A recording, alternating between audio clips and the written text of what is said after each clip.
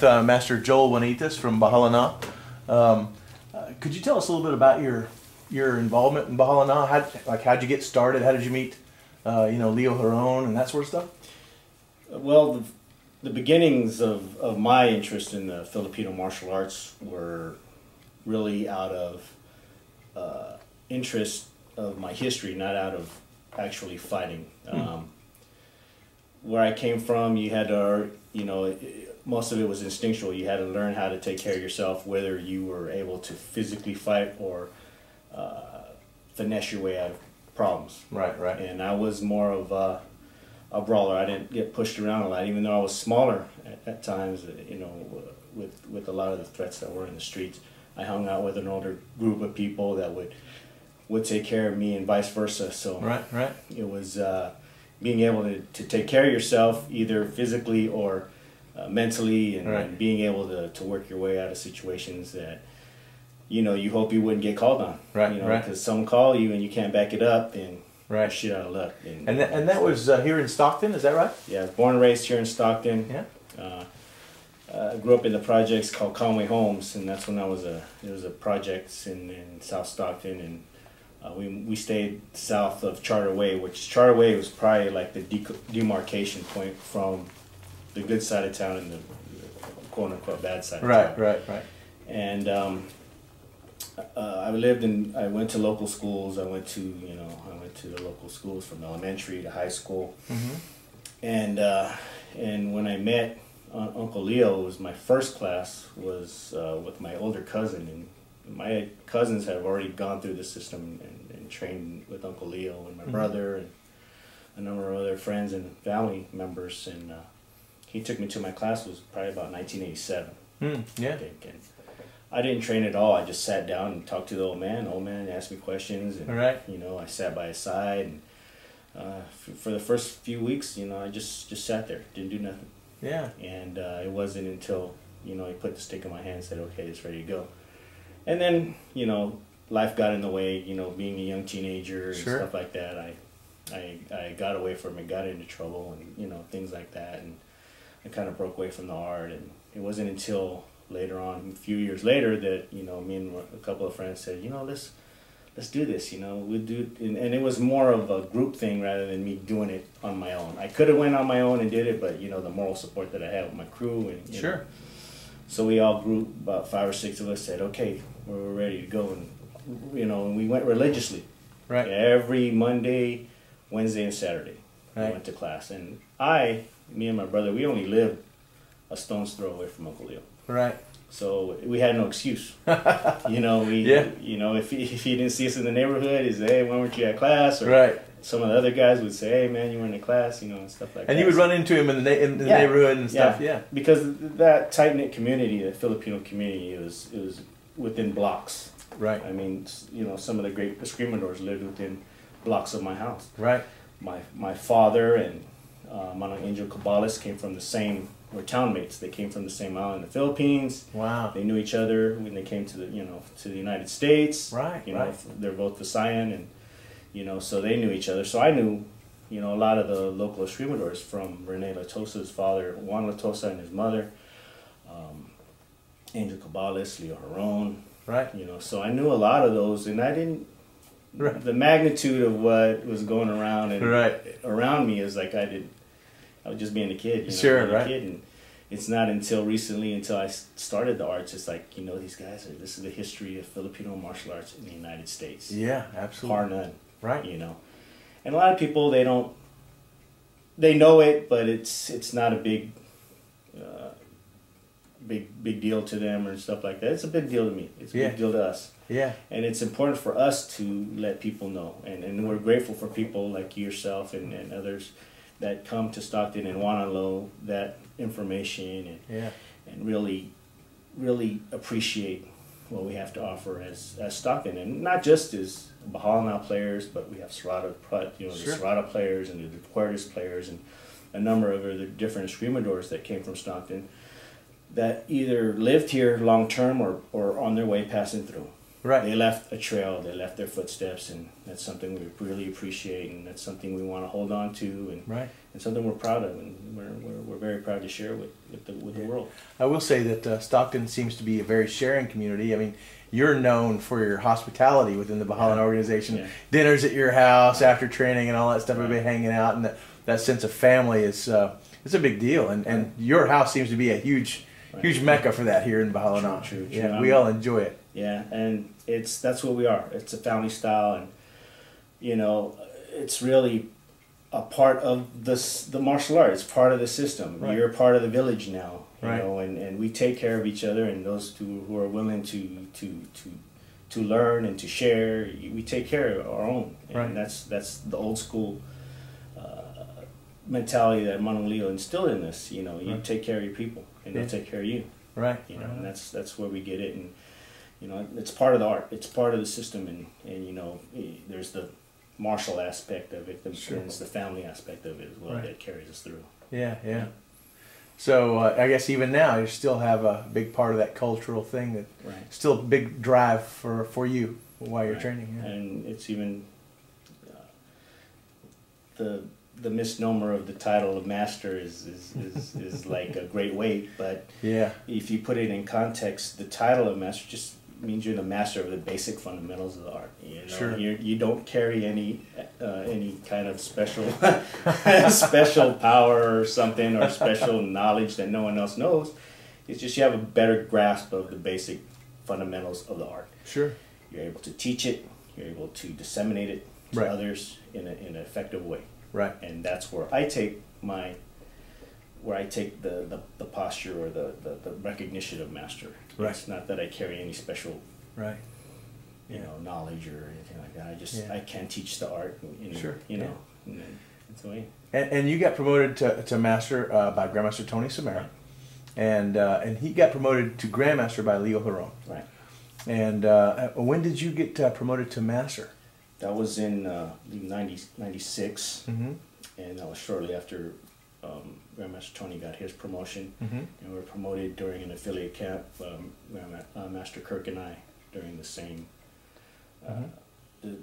meeting, and it was just knocked me off my feet. I held back the tears, but they were inside. They were ready to come out. It's just like to be a part of the lineage from so-called like father to son. You know, it's from this man that has brought us so much, and me being within that lineage and is something humbling. Yeah, I can see. And it's not, you know, I don't carry any ill will towards anyone about what they think about me. It's, you know, I didn't ask for it.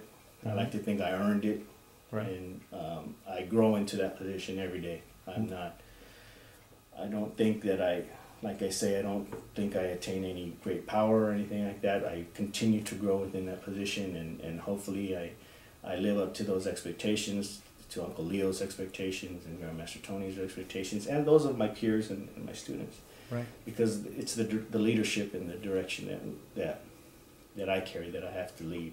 Yeah. Now that Grandmaster takes a step back, you know, it's up to us, myself and Master Kirk and our Guros and students, to step up and take that leading role. And that's something, the task I'm willing to take and go forward in a positive way. Yeah. Yeah, I have to say, you know, I never got a chance to meet, you know, Grandmaster Huron. I spoke to him on the phone. I got my interview, so to speak, on the phone the first time I met Grandmaster Tony when he came down. He said, you know, the whole, why do you want to study Eskrima? You know, I got the little lecture on the phone, you know, the interview, so to speak. Although I would have loved to have had it in real life. But, you know, I have to say that I've been very impressed over the years. I really felt like Grandmaster Huron knew what he was doing when he picked Tony Samara. You know, I feel like, you know, he's every bit what you expect him to be, coming from, you know, Manong Huron.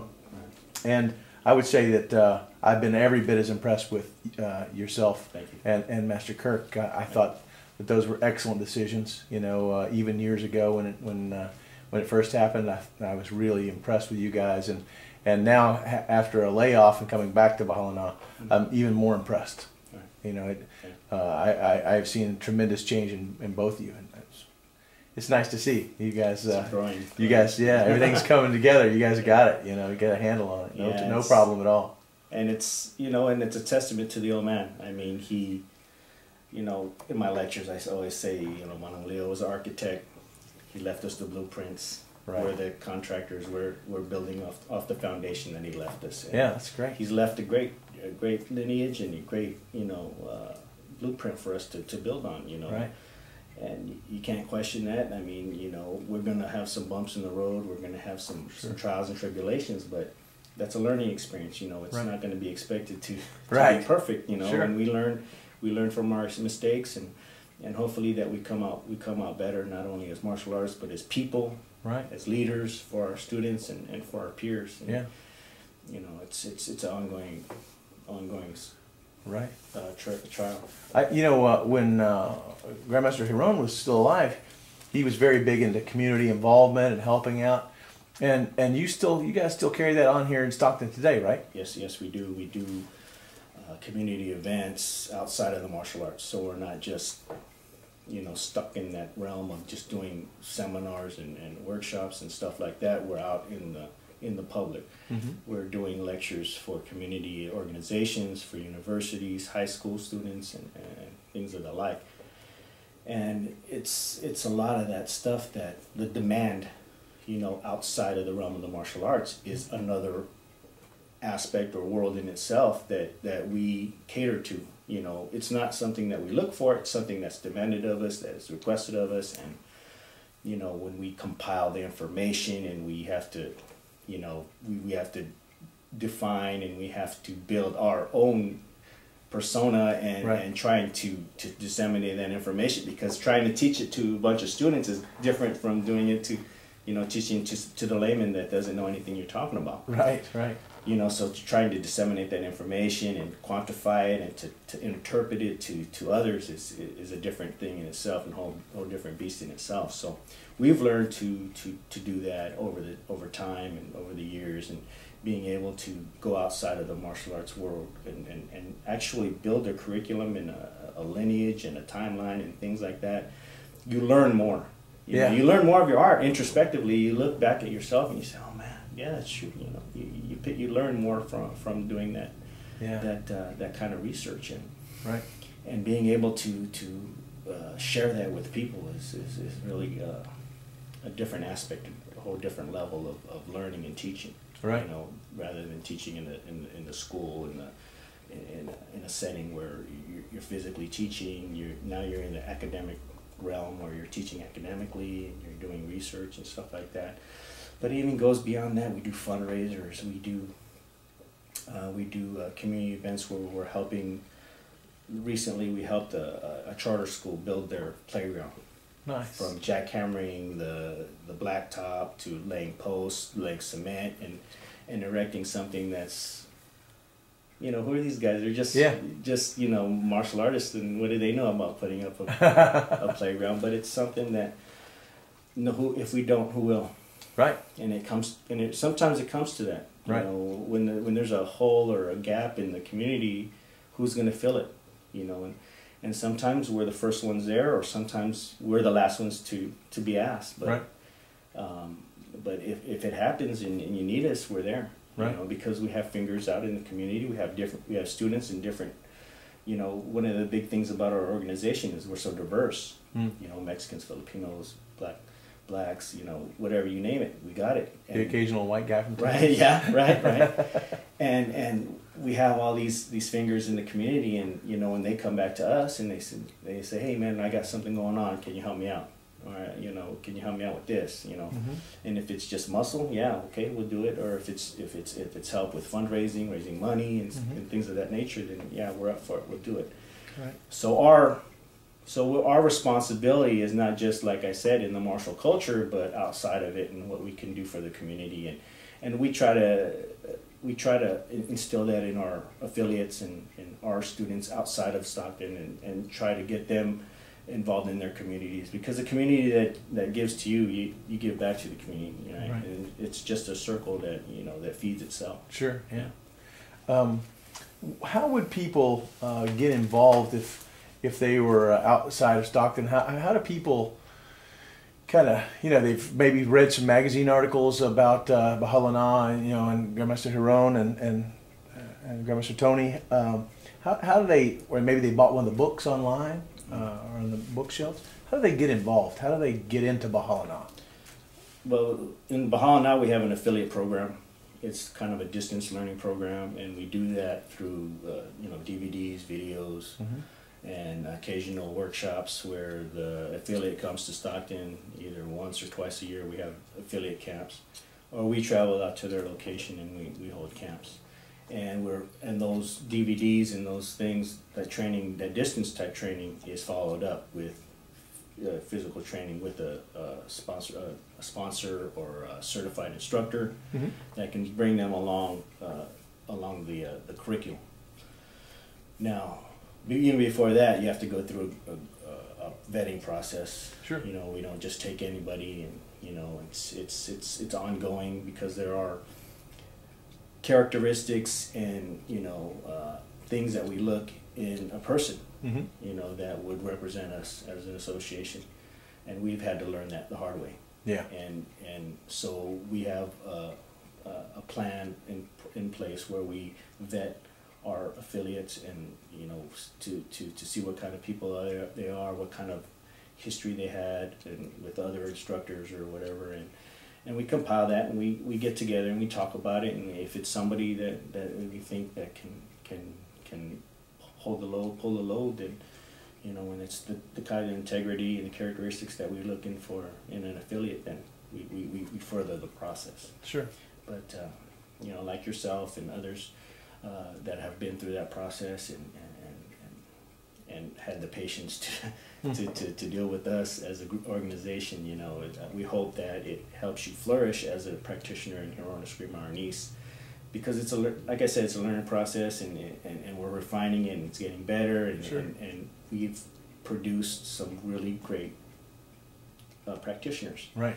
Not only in the United States but abroad. Right. And it's something we take a lot of pride in, and it gets better. We hope our students become better than us, and that's the real goal of teaching, and we hope we can do that through a distance learning program, like the affiliate process program, and so far so good. Yeah, I've seen some results. They're very impressive. Very impressive. I'm happy to be a part of it. All right. Welcome. Well, thank you very much, sir, and I appreciate you taking the time to talk to us. Thank you. Thanks, sir.